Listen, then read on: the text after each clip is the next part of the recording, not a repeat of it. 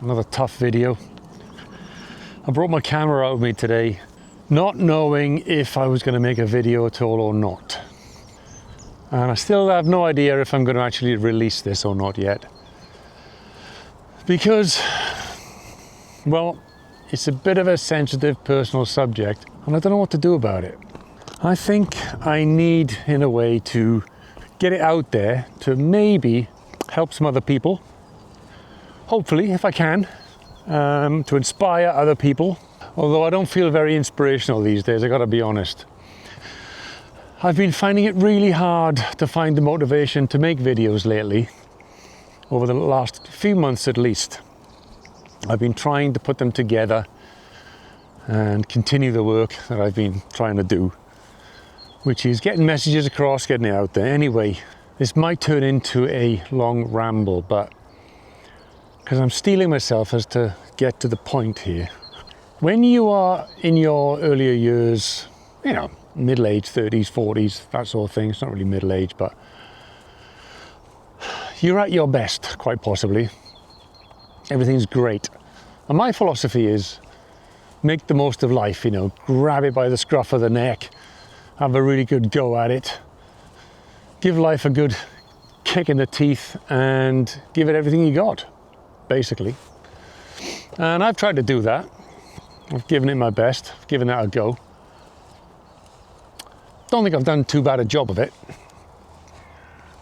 I've done quite a few jobs, made a little bit of money here and there, not lots. Travelled, and I've done lots of it. I've travelled the world a lot.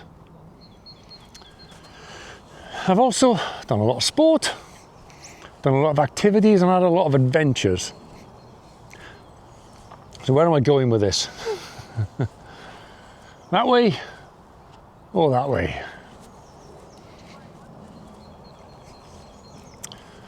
And I've had a lot of adventures, so it sounds probably to you at this stage like, that's it, game over, I'm giving up, or, you know, something's gone wrong. And the reason I say to make the most of things in your 30s and 40s is because you never quite know when something is going to go wrong. And yes, of course, something has gone wrong. It's pretty bad, but it could have been a lot worse. And what happens is you go through life getting kicked in the nuts every now and again. And it's happened to me a few times. It's happened to you can't get to this age into your mid-50s without getting a few kick-ins once in a while and having to rebuild yourself and start again. You know, things like that. And it's happened again. And I tell you, it's tough, man. It's really tough. It's actually hard going. I've said this on other videos, I think, having to pick yourself up and start all over again. And, well, this is the sort of thing that happens when you get older.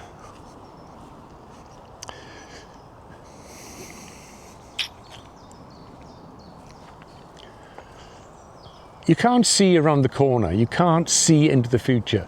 You can try and see, and you can plan like you're going to know what's to happen in the future, like I did.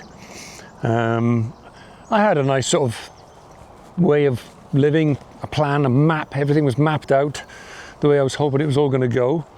And I think what I've learned and what I want you to learn is it rarely goes that way. You can try and engineer it as best you can, but you will never, I would confidently say you will never get that on the line exactly as you've planned it. It's going to vary a little bit here and a little bit there. And you may end up pretty close to your end result, if you're lucky. Or it might take twists and turns. I remember older people saying to me when I was young, maybe parents, aunties, uncles, that sort of thing, saying, you know, you hear this expression, you never quite know where life's going to take you and things like that. And it's true, you don't know where it's going to go. So, I don't even know if I'm going to release this video. But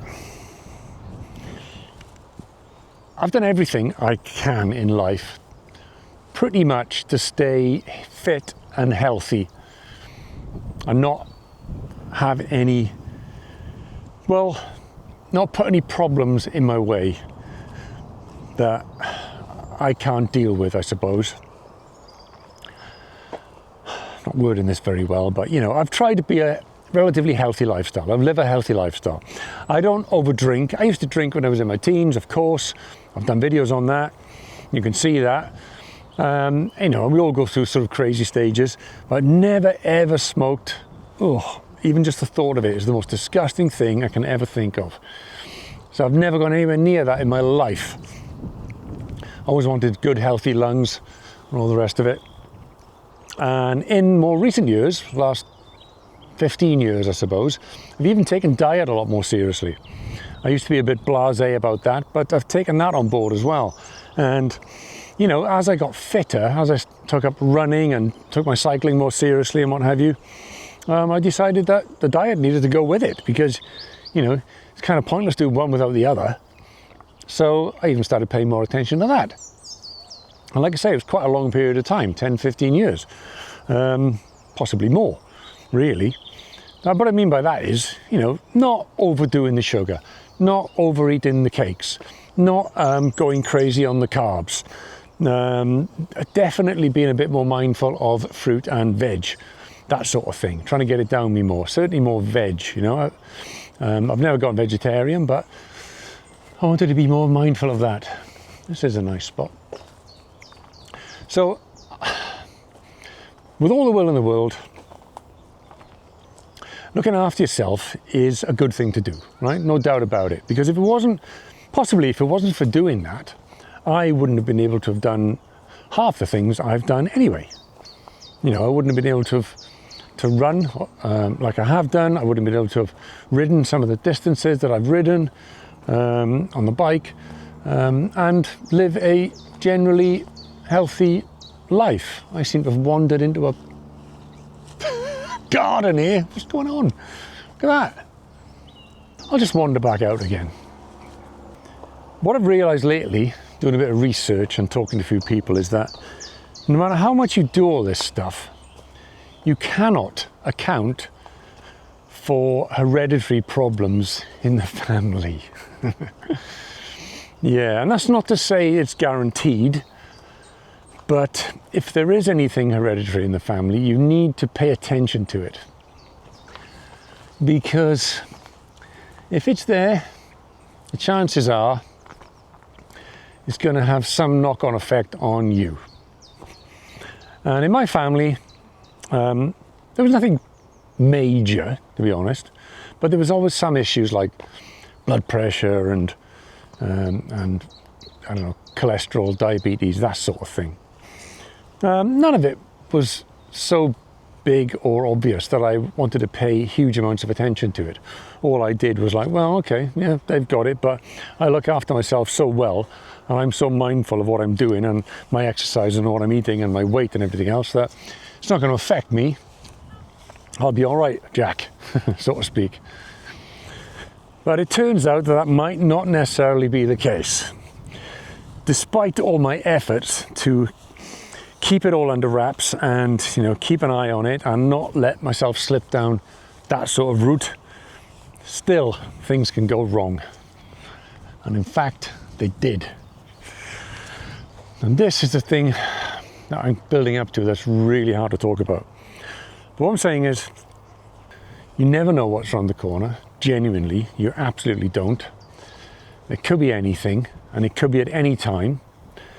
We all know about the big one that everybody worries about probably these days, because it's like 1 in 2, 1 in 3 people getting cancer, and that's not me, but it is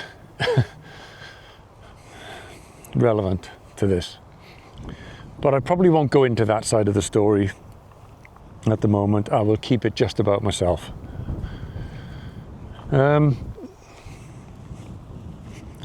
Right, let's just get to it. There's no easy way of putting this. 2 months ago,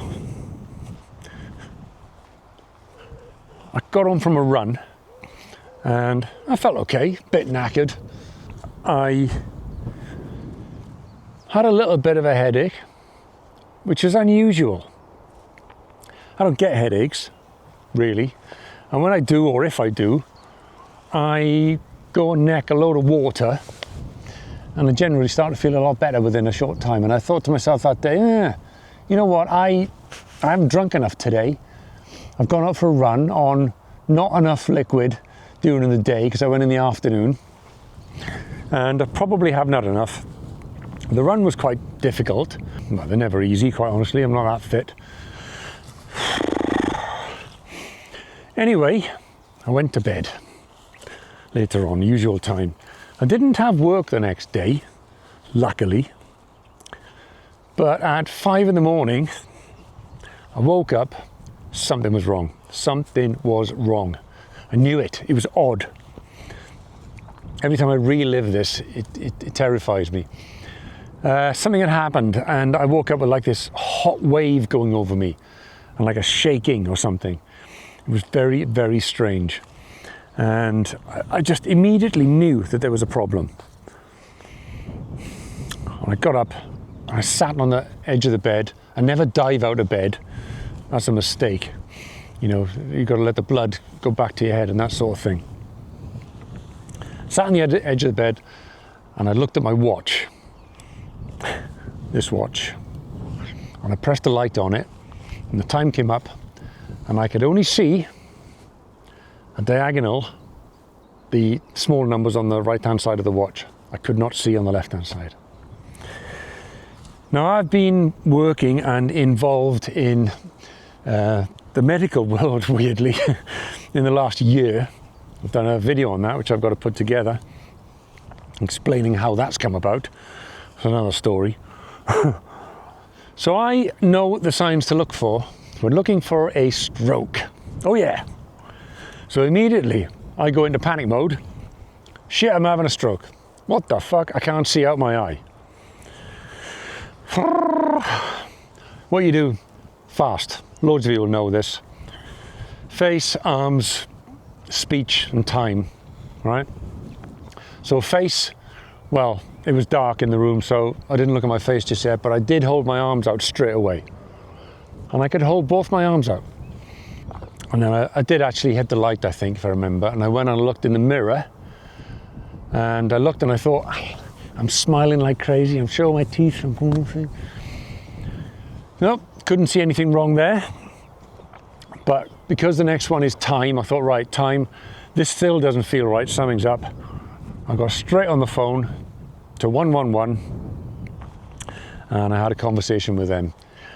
Anyway, my eye hadn't come back, my vision hadn't come back rather, and we had a chat on the phone and they got an optometrist to call me and go through a few checks as well. They were a little unclear as well and they asked if I could come in. So I said, yeah, of course I can come in.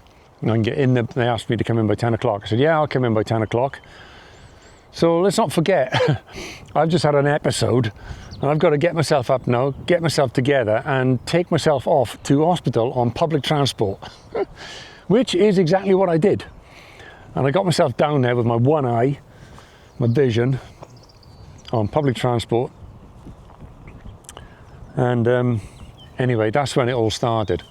And I had all the checks. They checked my eyes. Couldn't actually find anything wrong. It was perfect. The retina, everything was really good. And my vision, what there was of it, the center of it, was really good.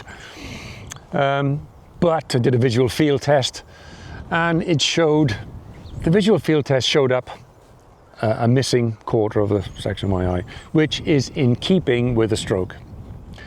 So this is fucking terrifying, all right? It was terrifying anyway, and it was terrifying on top of all that.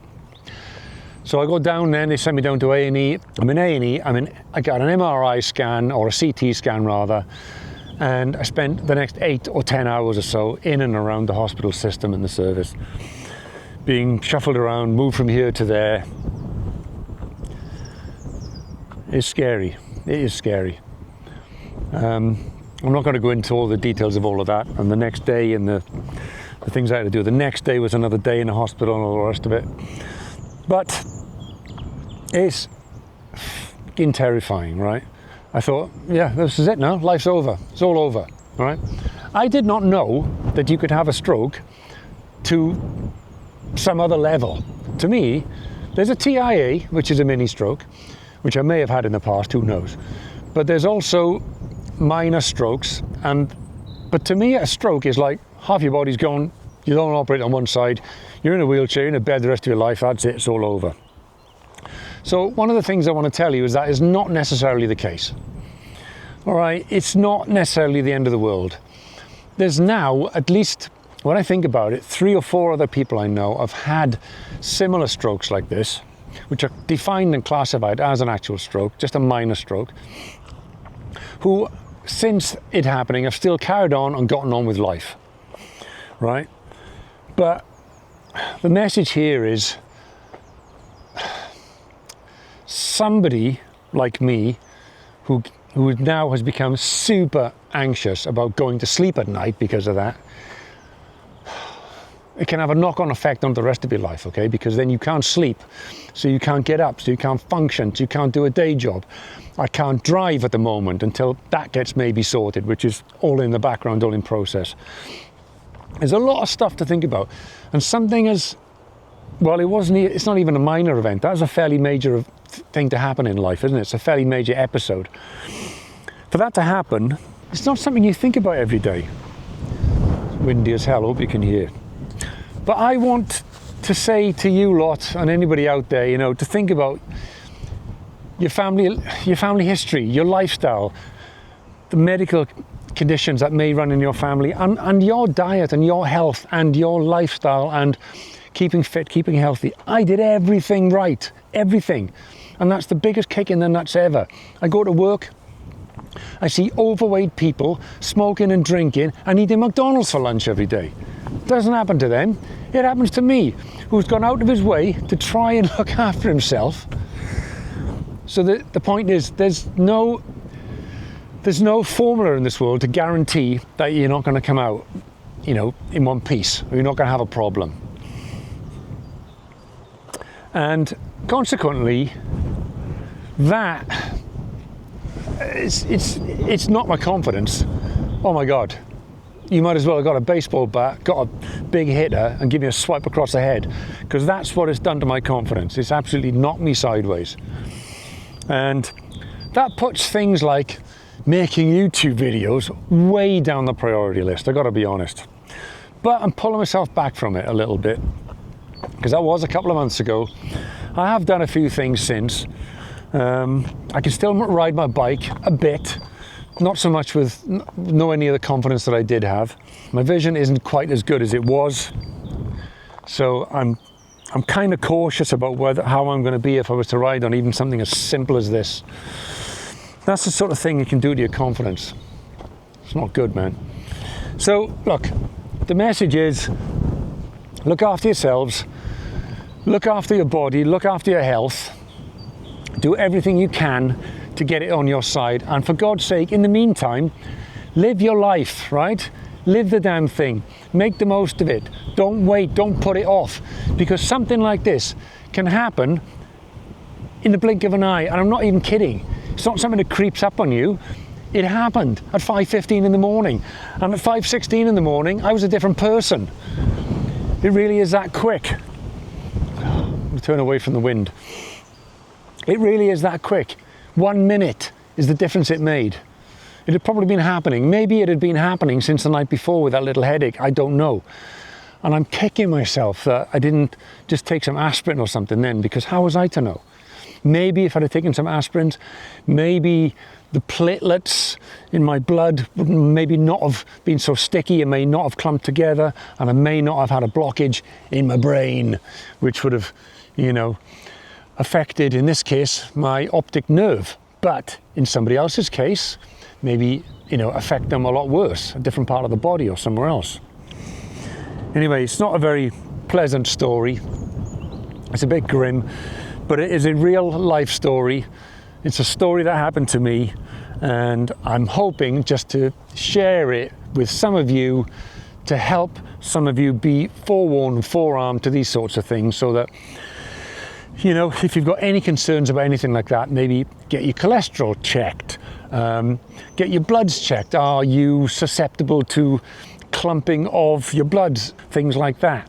Can you eat more foods to perhaps help to clear and keep your arteries more flexible. I've been doing a lot of research on this, obviously, lately. And there are many ways that you can help yourself. Is your blood pressure too high? Mine isn't and wasn't, but that is in the family. So, but what I did find out through various tests is that this is nuts, right? This is mad. I have an underlying minor heart condition. But when he told me that, when I had the echocardiogram, that just about knocked me sideways. But it turns out, he said, oh, that's okay. This is in like 15 to 20% of adults have this problem. They don't know about it. So I'm like, okay, you know, it's not the end of the world. But yeah, look, think about your lifestyle, think about your life, think about your choices, make the most of life, and look into what you can do to help yourself to stop things like this happening, if you can, you know. Don't add to your own problems. If you've got issues or problems in the family, maybe you're not the healthiest, maybe your diet's not great, maybe you can tweak that, maybe you can make some changes or adjustments, maybe you can eat a little, let's use the word cleaner, you know, or healthier, or eat real food. Maybe you can get some more fruit and veg down you. Maybe you can look into foods that are good for thinning the blood, as I said. Like, you know, I've started to drink pomegranate juice, would you believe? I have started to take more cod liver oil, or take cod liver oil basically, and omega-3, and eat more fish, that sort of thing, you know. All these little things that you get told by people of my age and your parents and people like that, that you go, oh yeah, but I'm doing fine, you know. Well, I was doing fine until I wasn't doing fine. So let's bring it back round to YouTube and say that I've been struggling to make videos for this reason, but I'm going to try and get back on the horse, right? It's not the end of the world, it's not the end of life. It doesn't have to be.